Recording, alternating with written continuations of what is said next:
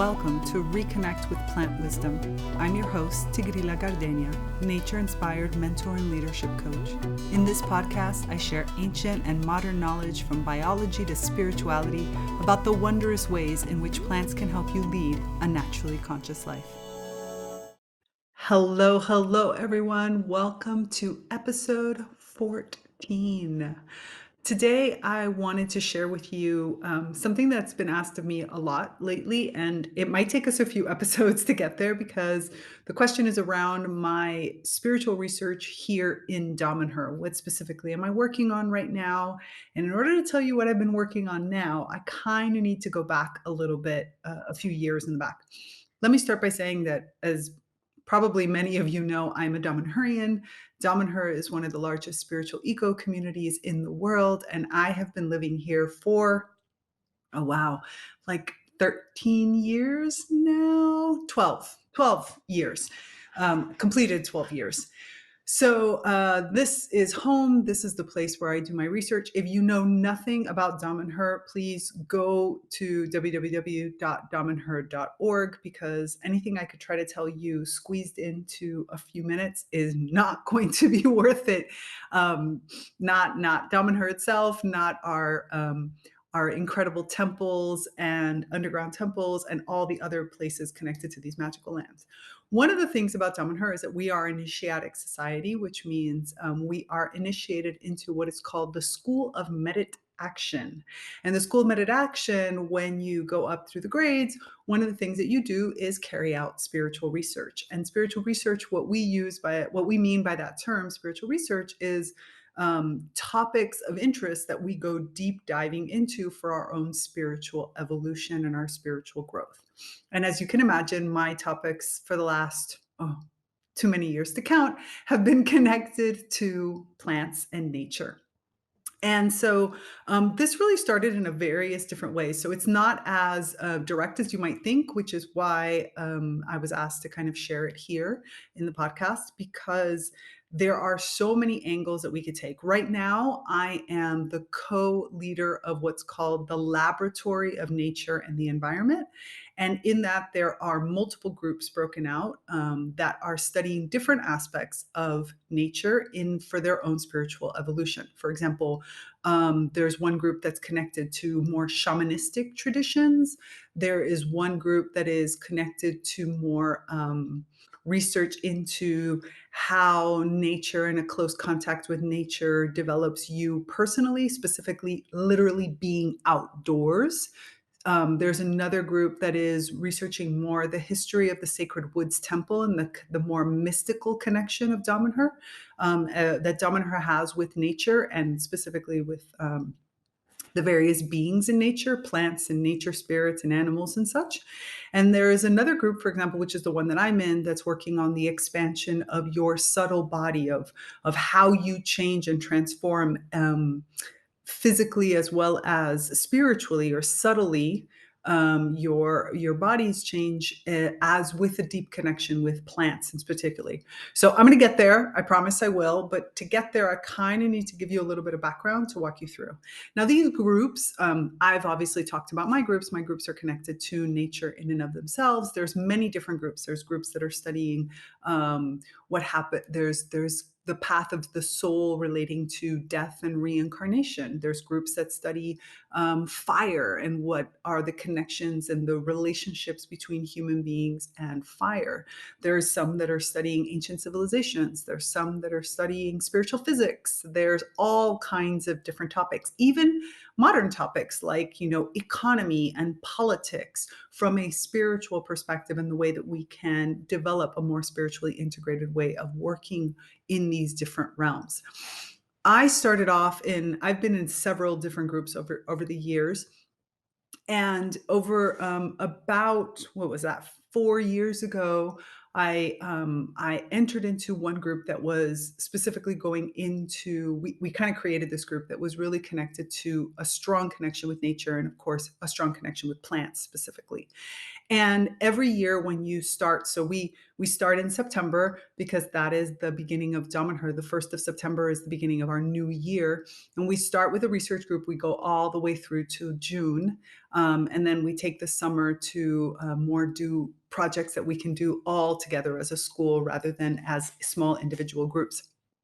And several years ago, when I started with this new group connected to nature, you pick a theme at the beginning of the year. What is the thesis that you want to study? What is the hypothesis that you want to explore for that year? So it's always within this, whatever the greater realm of your group is, and then you narrow it down to a hypothesis, and then you carry out throughout the year research and experimentation and study. And every group does it a little bit differently.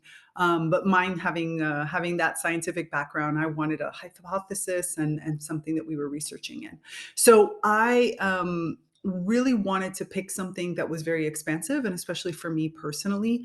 And I started to do research into the connection of the land itself. So many of the people that were in my group, we were very connected to the current land that we were living in. So we decided that we were going to explore and we were going to study what were the effects of a deep connection to the land that you were in, like what changes in you and what are the different parts of you that develop by having a very physical experience with the land in which you're in. So throughout that research year, we took a lot of, well, actually, it was several years in the making. We would go out and do different types of nature experiences, some that were very kind of forest bathing like, some that came from the ecotherapy world, some that were more spiritually inclined, some that were more kind of tourism aspects and history of the land. And it was really fun. It was really a really interesting way to explore. So myself as a nature inspired mentor, really, and who's somebody who works so closely with plants, I was really looking to move and expand myself out from just that piece, because I feel like the ecosystem, as you've heard me talk about over and over again, when you're talking about your relationship with plants, that can take you only so far in the perspective that plants themselves don't live in isolation. So it's extremely important, even for myself in my own research, to push myself into the ecosystem, push myself into the environment. And that juxtaposition, that separation and yet closeness of what happens, of what it means for me to be a being of nature and yet be part of an interrelated experience that is the environment that I create and the other beings that live in there. So really looking at what does it come from a cultural perspective, what is the human culture connected to all this, but then obviously what is the culture that we want to create as we reintegrate these parts, as we reintegrate the mother worlds, as we say here in Damanhur.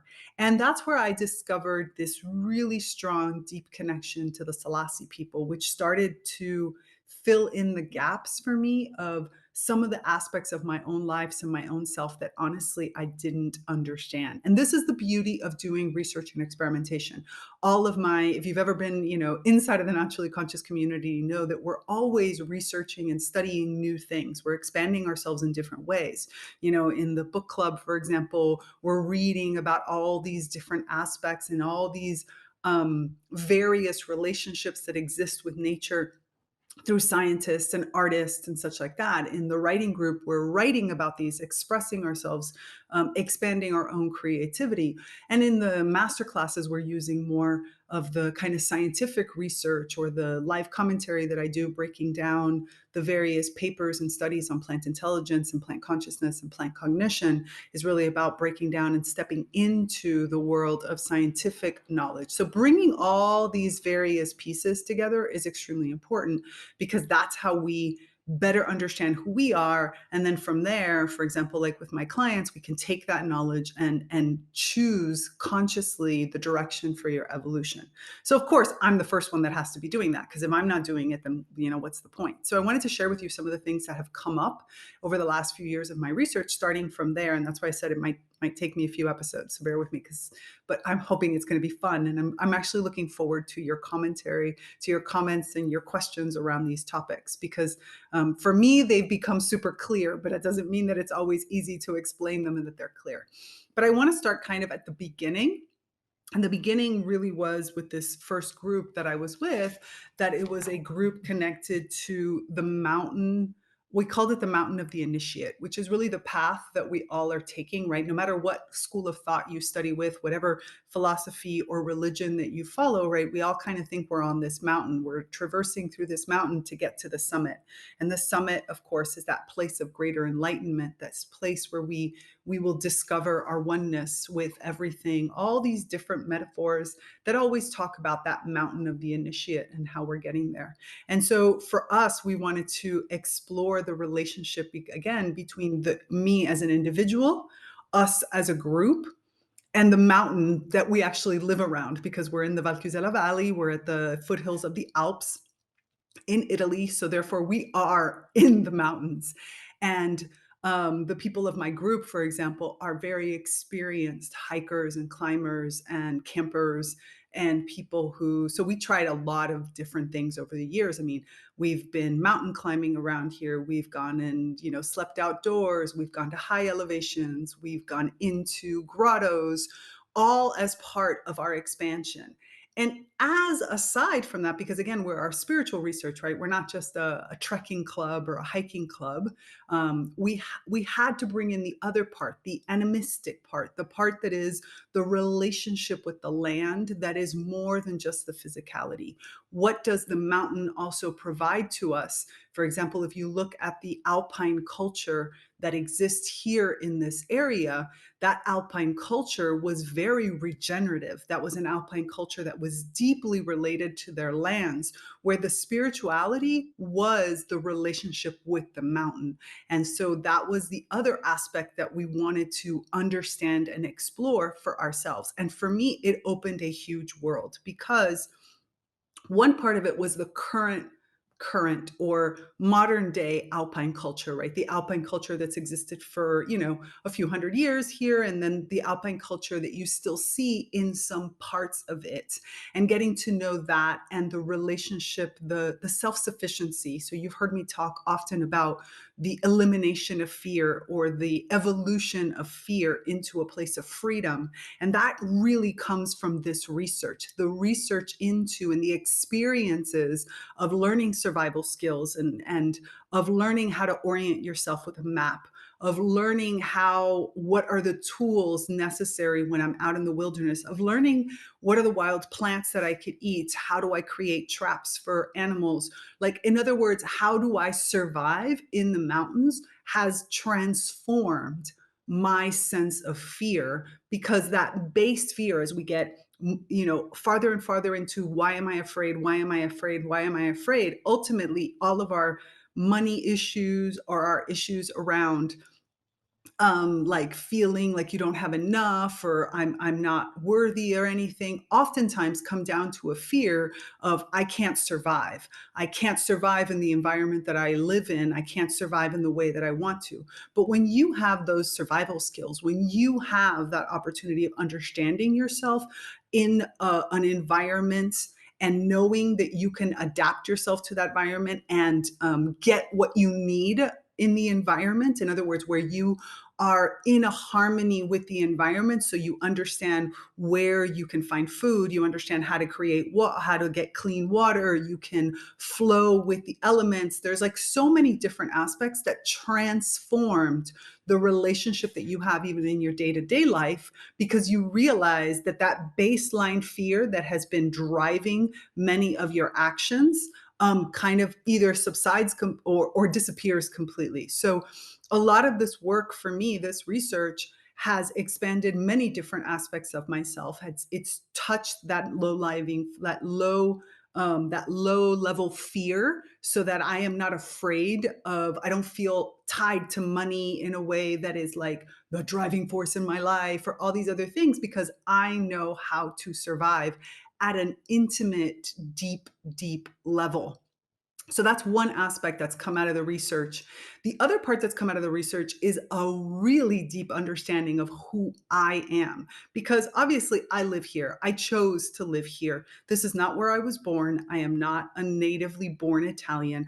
I am, to a certain extent, a naturalized species into this area. So I could have been invasive, and definitely know some people who have chosen to move to other parts. I've lived in many parts of, in many countries, and I see the difference between somebody who's naturalized and yet, and those that are, for example, invasive, who are trying to transform the culture in which they currently live in into some other kind of culture because they want to keep their own identity. And then there's those that even their own identity disappears. And to be really honest, for several years that I lived here, I felt like parts of my identity were disappearing, parts of myself that I was hiding or holding back on or not being able to fully live for many, many different reasons, where I was trying to adapt too much, where in other words, I was not adapting, but I was becoming something that I was not. And I could feel that in myself.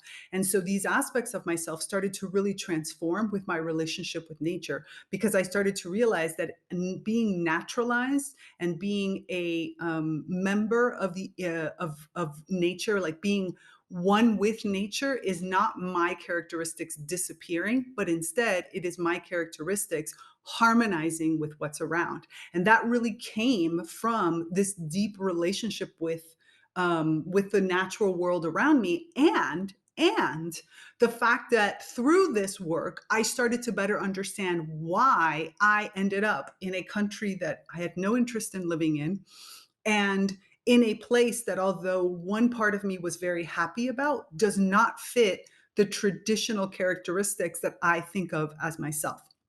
So what happened was, as I started to do research, I became very enthralled with the Selassie people, which are the native, specifically in the area in which I'm in, this pocket. The Selassie people were the kind of Celtic born, Gaulish tribes that existed in this area that were wiped out by the Romans, wiped out so much that they didn't have a written language. So there's really not much to go on other than some stories passed down from generations. There's a few stone carvings that I have been able to see, which was so invigorating and so enlightening for me. And basically the land itself, right? The land themselves tells me so much about it. So spending more time in the mountains, I got to, and being aware that the Selassie people were calling to me. Now, mind you, you have to understand that I am, as you already know, Cuban American, right? So born in the United States, but in a part of the United States that's just basically North Cuba. And so, really coming from that, my ancestors come from Spain. And when I was living in Spain, I had already discovered, because by that point, I was already an initiate of a different spiritual school, of a different initiatic school. And in that initiatic school, synchronically, I was initiated in through a, even though it wasn't a Celtic school, I had a Celtic connection there that came up, and I didn't understand its origin. I didn't know where it was coming from. When I was living in Spain, I discovered that my family heritage from both my mother and my father's side passed through the Celtic parts of Spain. So already I started to, by entering into a deeper connection with the land, by connecting into the plants, by understanding the ancestors of that land, I started to understand who I was and my own connections. And that was really opening and comforting to see that I was following a thread that wasn't, that had its purpose. Now, remember, I've talked to you already about how your soul mission is connected to each life. You have a life mission, I mean, a life purpose, and then you have these deep patterns and your passions, which I'll go through again over and over again because it's really an important concept. So I was starting by sitting there, by being in Spain, by connecting to the physical land, not so much the culture, although the culture too. The culture always felt familiar, but it was the land that kept calling to me. And by connecting into the land, I started to understand that there was a part of my soul's journey that had been connected to this Celtic culture and this Celtic way of doing things. And I could start to tap in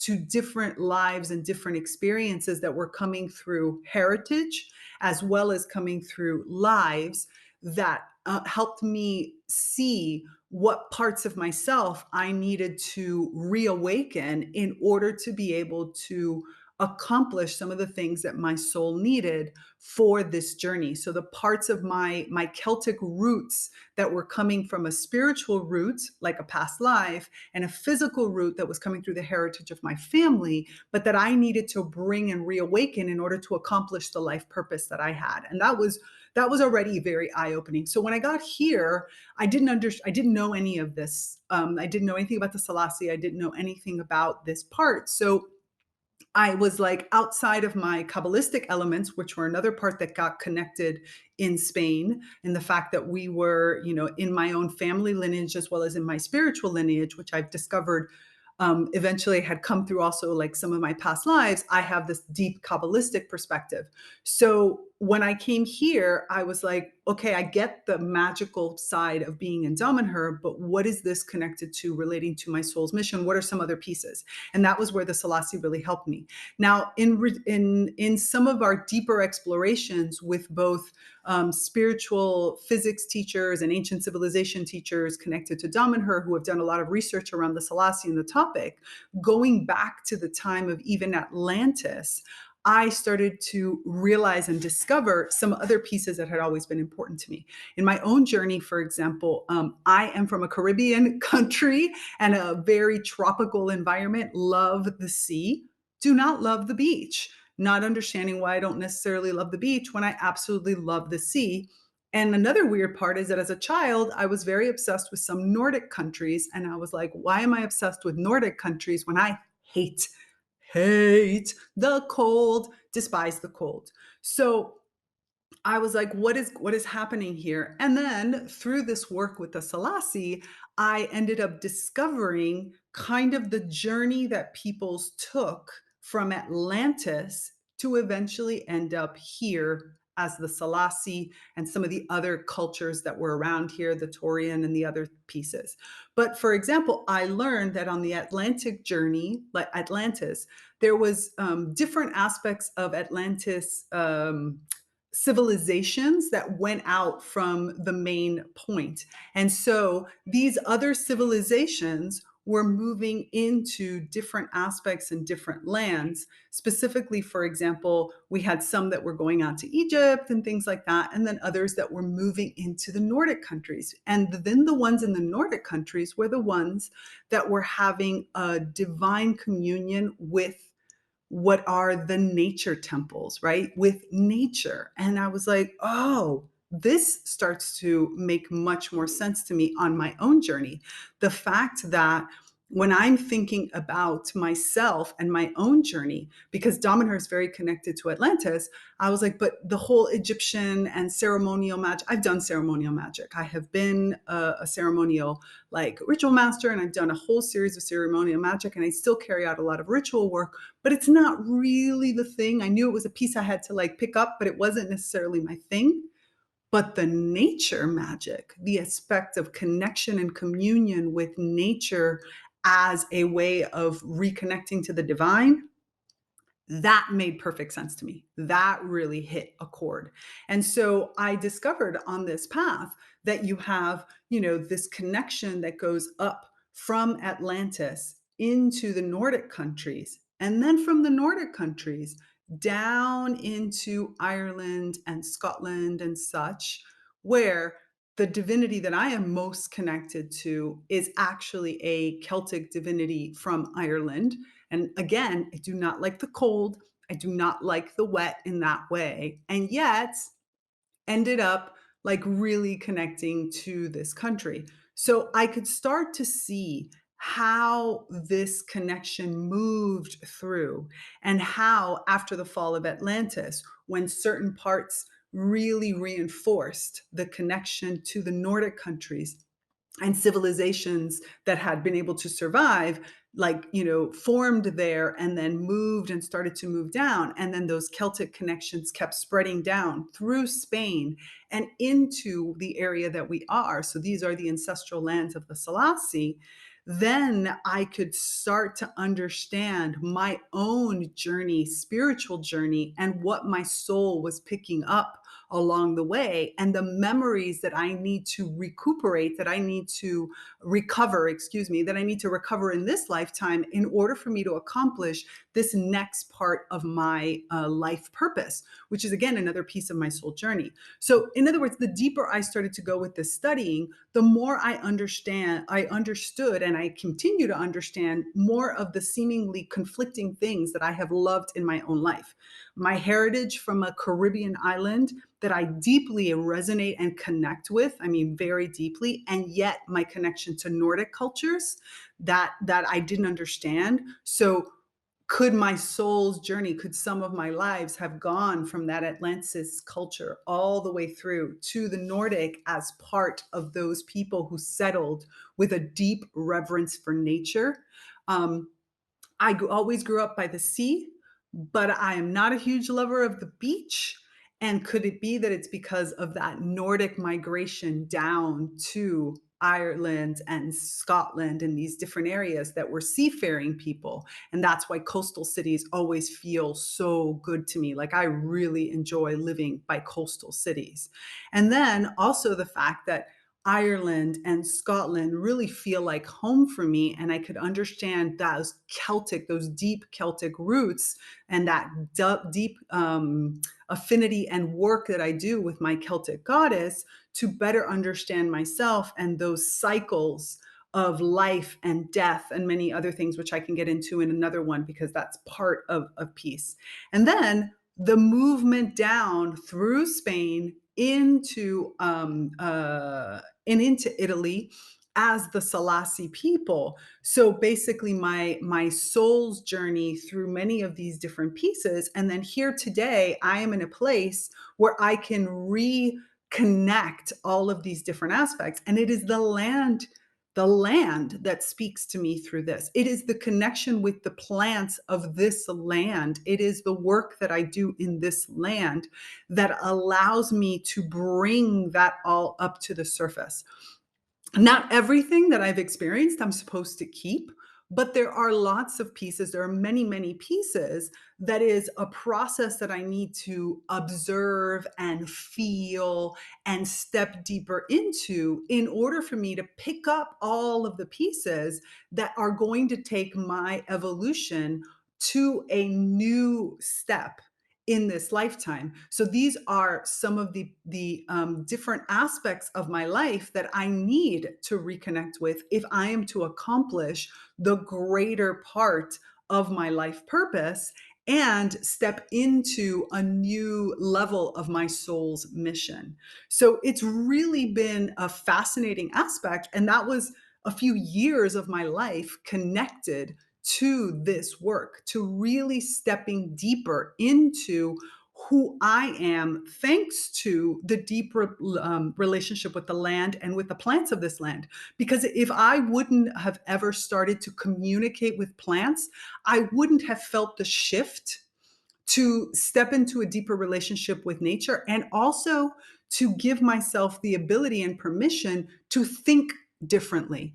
It is that relationship to nature. It is that deep connection and communication with plants that has given me the alternative logic to see myself beyond the fact of this single life, but to look at not just the heritage that comes from my family, but also my spiritual heritage, and then bring these together in order to use that knowledge to consciously choose the future that I want to live and to accomplish what my soul needs from me in this lifetime and hopefully in other lifetimes as well. So these are all pieces that I would have never put together had I not started this deep relationship with plants. And this is why I feel like it's so important for all of us to understand and start connecting, because we are nature, and in nature, everything is divine.